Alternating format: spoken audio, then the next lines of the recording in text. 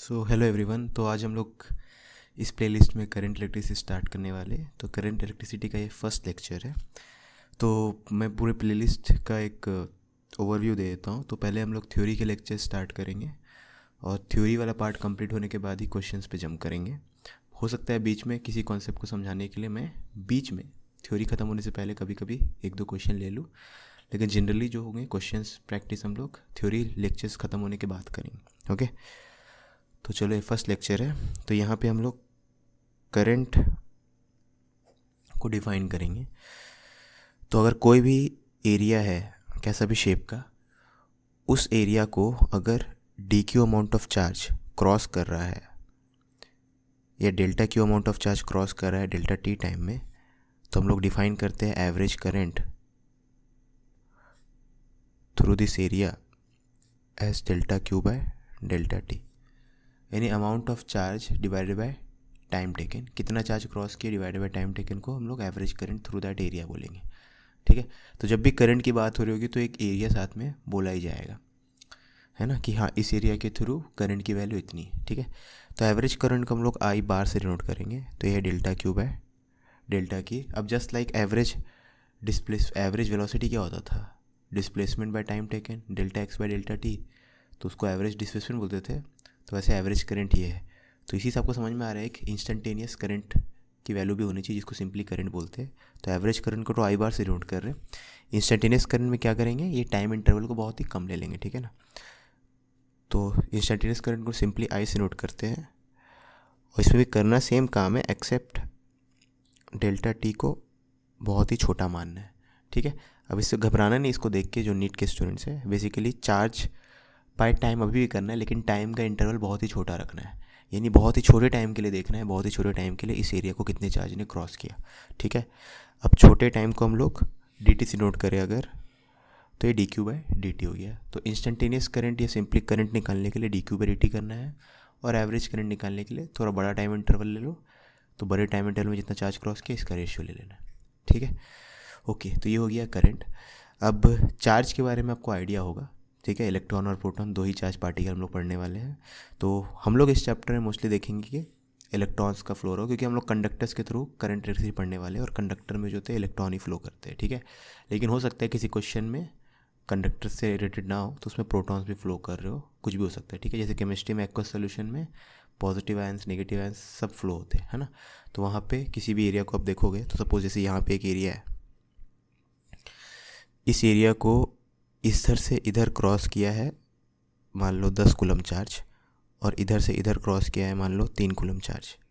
ठीक है, और ये पूरा चीज़ हुआ है 10 कूलम चार्ज इधर से इधर गया और 3 कूलम चार्ज इधर से गया, ये पूरा चीज़ हुआ है मान लो 3 मिनट में, है ना। तो एवरेज करंट हो जाएगा 10-3, क्योंकि नेट चार्ज अब देखोगे तो इफेक्टिवली उस तरफ गया है, 10-3 डिवाइडेड बाय 3 मिनट, इतना कूलम बाय इतना टाइम।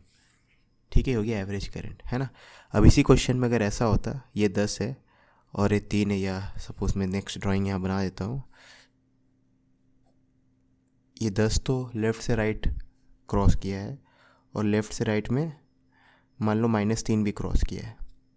ठीक है, तो इस क्वेश्चन में क्या करेंगे, इस तरफ 10 क्रॉस किया है, इस तरफ -3 क्रॉस किया है, तो यहाँ पे भी इफेक्ट वही आएगा जो यहाँ पे आया था। ठीक है, +3 अगर इस तरफ जा रहा है इसका मतलब क्या -3 उस तरफ जा रहा है। ठीक है, तो यहाँ भी इफेक्ट वही आएगा, नेट चार्ज क्रॉसिंग इतना हो जाएगा divided by time taken. Time कितना लगा है 3 मिनट, अगर लगाओ तो इतना चार्ज डिवाइडेड बाय इतना मिनट, है ना। अब उल्टे डायरेक्शन में अगर 3 जाएगा तो उसको भी देख लेते हैं। तो अगर 10 कूलम लेफ़्ट से राइट के डायरेक्शन में चलते हुए इस एरिया को क्रॉस किया है और 3 कूलम जो है राइट से लेफ़्ट या -3 कूलम, चलो -3 कूलम वाला ले लेते हैं। तो यहाँ पे इस एरिया को अब देखो बहुत ही आसान है, या तो सबको लेफ़्ट की तरफ रखो या सबको राइट की तरफ रखो। तो 10 को अगर 10 तो राइट की तरफ है तो मैं करता हूँ इसको भी, ये जो लेफ़्ट वाला एरो है इसको राइट करना चाहता हूँ। तो अगर लेफ़्ट वाले को राइट करना पड़ेगा तो नेगेटिव को पॉजिटिव करना पड़ेगा। ठीक है, तो इसी के जैसा ये वाली चीज़ भी है। तो ये 10 है, ये 3 है तो यहाँ पे 10 + 3 इतना कूलम चार्ज इस एरिया को क्रॉस किया, मान लेते 3 मिनट में ही किया है। तो ये समझ में आई बात। अभी मैं सोचना कि 10 को क्यों वैसे रहने दे, 3 को क्यों उस तरफ की है, -3 को क्यों 3 करके इस तरफ कर दिया ना, आपका मन आप उल्टा भी कर सकते थे। मैं क्या कर रहा हूँ, हर एरो को राइट की तरफ रखा था, आप हर एरो को लेफ्ट की तरफ भी रख सकते हो। तो 10 इस तरफ है, तो उस तरीके से अगर करते हैं हम लोग, तो नीचे वाला एरो जो लेफ्ट की तरफ है उसको लेफ्ट की तरफ ही रहने दो। ये -3 कूलम इस तरफ गया है, और ये 10 कूलम जो इस तरफ गया, राइट को लेफ्ट करेंगे तो 10 -10 हो जाएगा। ठीक है, तो यहाँ पे अगर आप एवरेज करंट पूछूँ तो इस तरफ जा रहा है -10 और -3 दोनों सेम डायरेक्शन में, डिवाइडेड बाय 3 मिनट।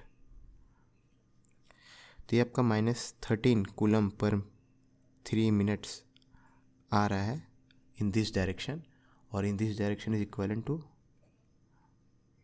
तो ये करंट इस तरफ है, इसका इस तरफ, तो बात एक ही है। ठीक है, अगर नहीं दिख रहा है तो ये है ना। ओके, तो ये तो क्या एवरेज करंट निकालने का तरीका। इंस्टेंटेनियस करंट के लिए क्या हो सकता है, मोस्ट प्रॉब्ली आपको क्योंकि dq/dt निकालना है तो q as a function of t पता होना चाहिए। तो मान लो charge crossing a given area in time t का एक्सप्रेशन आपको दे दिया है, मान लो t² - 2t। ठीक है, तो आपसे पूछा गया है करंट की वैल्यू बताओ। तो करंट की वैल्यू क्या होती है, dq/dt, इसको डिफ्रेंशिएट करोगे तो 2t - 2। तो ये करंट का value as a function of time.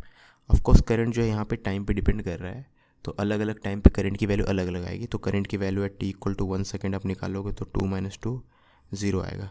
Current की वैल्यू एट t = 5 सेकेंड अगर कोई पूछा है तो t की वैल्यू 5 पुट करोगे तो 5 to the 10, 10 - 2 8 आएगा। करंट की वैल्यू t = 20 पे आप 20 × 2 40 - 2 38 आएगा, एंड सो ऑन। ठीक है, ओके। अब चार्ज जो होता है, चार्ज हम लोग कूलम में नापते थे, है ना। ऐसा यूनिट ऑफ चार्ज क्या है, कूलम है, और टाइम का ऐसा यूनिट क्या है, सेकंड है। तो कूलम पर सेकंड को हम लोग एम्पियर बोलते हैं। ठीक है, तो करंट का ऐसा यूनिट हो जाएगा कूलम पर सेकंड, उसको एम्पियर बोलेंगे। तो ऐसा यूनिट जो है ये है कूलम पर सेकंड, और इसी का नाम रखा गया है एम्पियर। ठीक है, तो कैपिटल ए से डिनोट करो, या ऐसे पूरा लिखना है तो स्मॉल ए से ऐसे करके लिख दो। ठीक है, कूलम पर सेकंड को ही एम्पियर नाम रखा गया। तो ऐसा यूनिट ऑफ करंट क्या है, एम्पियर। ओके ओके, अब नेक्स्ट लेक्चर में हम लोग कंडक्टर में देखेंगे करंट का फ्लो। आप कुछ भूल रहे हो। ईमानदारी से बताना, करना है नहीं करना, करना है तो करो ना भाई, क्यों नहीं कर रहे।